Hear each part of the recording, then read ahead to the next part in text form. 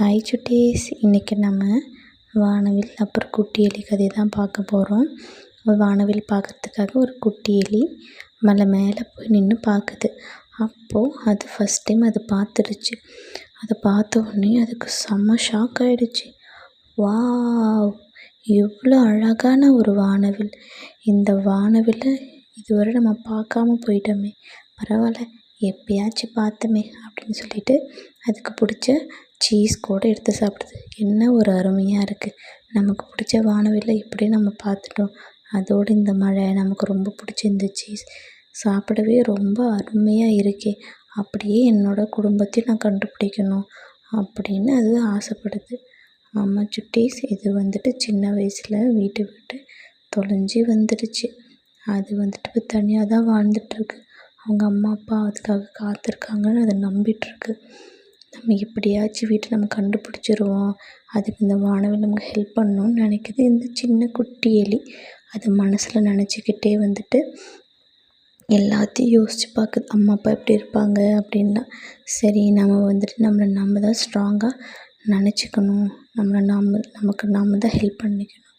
நமக்கு இந்த வானவில் ஹெல்ப் பண்ணணும்னு நினச்சிக்கிட்டு அந்த சீஸை கையில் வச்சுக்கிட்டு அது ஆர்வமாக ஓடி வருது. எப்படியாச்சும் நம்ம அம்மா அப்பா கிட்ட நம்ம சேர்ந்துருவோம் அப்படின்னு சொல்லிக்கிட்டே நம்ம யாருக்கிட்டையாச்சும் ஹெல்ப் பண்ண கேட்கலாமே அப்படின்னு நினைக்கும்போது போகிற வழியில் மயில், தவளை, புறா எல்லாத்தையும் பார்த்துச்சு.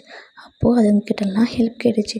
இந்த மாதிரி என் பேர் மின்னி, எங்கள் அம்மா அப்பா எங்கே இருக்காங்க எனக்கு தெரியல, நான் தெரியாமல் வழி மாறி சின்ன வயசுல தொலைஞ்சிட்டேன், நீங்கள் ஹெல்ப் பண்ணுறீங்களான்னு கேட்குது.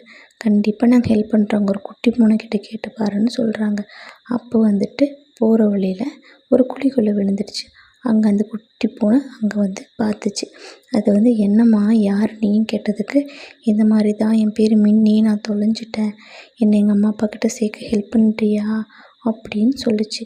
சரி ஓகே அப்படின்னு சொல்ல அவங்க வீட்டில் கத்த ஆரம்பிச்சிட்டாங்க. அவங்க அம்மா பூனையும் அவங்க அப்பா பூனையும், என்ன பண்ணிகிட்ருக்கிற பூனைகள், நம்ம பூனைங்க, நம்ம எலிங்களுக்கெல்லாம் ஹெல்ப்லாம் பண்ணக்கூடாது, எலிங்க தான் நமக்கு சாப்பாடு, அதை எப்படியாச்சும் தந்திரமாக பேசி அந்த எலியை நம்ம சாப்பிட்ணும் அப்படின்னு அவங்க வீட்டில் பேசிக்கிறாங்க.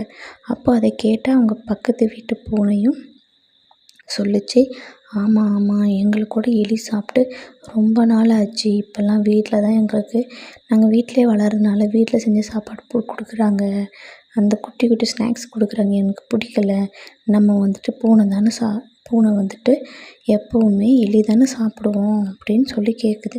அப்புறமா இன்னும் அதோடய ஃப்ரெண்ட்ஸ்லாம் வர ஆரம்பிச்சிட்டாங்க. எனக்கும் இன்றைக்கி கண்டிப்பாக டின்னருக்கு அந்த எலி சாப்பிட்ணும், நீங்கள் கொஞ்சமாக கொடுங்களேன்னு ஒரே தொந்தரவு பண்ண ஆரம்பிச்சிட்டாங்க. சரி கொடுக்குறேன் அப்படின்னு சொல்லி ஒரு வழி எல்லாம் சமாதானம் ஆகும்போது இது எல்லாத்தையும் மரத்து மேலே நின்றுக்கிட்டு ஒரு கிளியும் ஒரு புறாவும் கவனிச்சிட்டு இருந்தது. இந்த மாதிரி தான் அவங்கெல்லாம் பேசுகிறாங்க, இதெல்லாம் உனக்கு தெரியுமா அப்படின்னு கேட்டுச்சான் அந்த புறா கிட்ட அந்த கிளி. அதுக்கு அந்த புறா சொல்லிச்சான், ஆமாம், இந்த எலி நான் எங்கேயோ பார்த்துருக்கேன், என்னோடய பக்கத்து கூட்டில் தான் ஒரு ஒரு மைனா இருந்துச்சு, அதுக்கு சொன்ன கதை தான் இதுன்னு சொல்லிச்சான். அப்புறமா இதெல்லாம் தெரிஞ்சுக்கிட்டு அந்த எலியோட ஃபேமிலி ஓடி வர ஆரம்பிச்சாங்களா. என்னது, தொலைஞ்சி போன எங்கள் மின்னி கிடைக்க போகிறானா, எங்கே இருக்கான்னு கொஞ்சம் சொல்லுங்களேன் ப்ளீஸ், அவனை பார்த்தே ரொம்ப நாள் ஆச்சு, அவனே ஒரு சின்ன குழந்த அப்படின்னு சொல்கிறானா. அதுக்கப்புறமா எல்லாரோட ஹெல்ப்போட அந்த மின்னின்ற எலிக்குட்டி அவங்க அம்மா அப்பா அண்ணா கிட்ட சேர்ந்துருச்சான். அப்புறம் அது காட்டில் போய் குதித்து துள்ளி விளையாடிச்சான். அதோட வாழ்க்கை அவங்க அம்மா அப்பா கூட சேர்ந்து வாழ ஆரம்பிச்சதான்.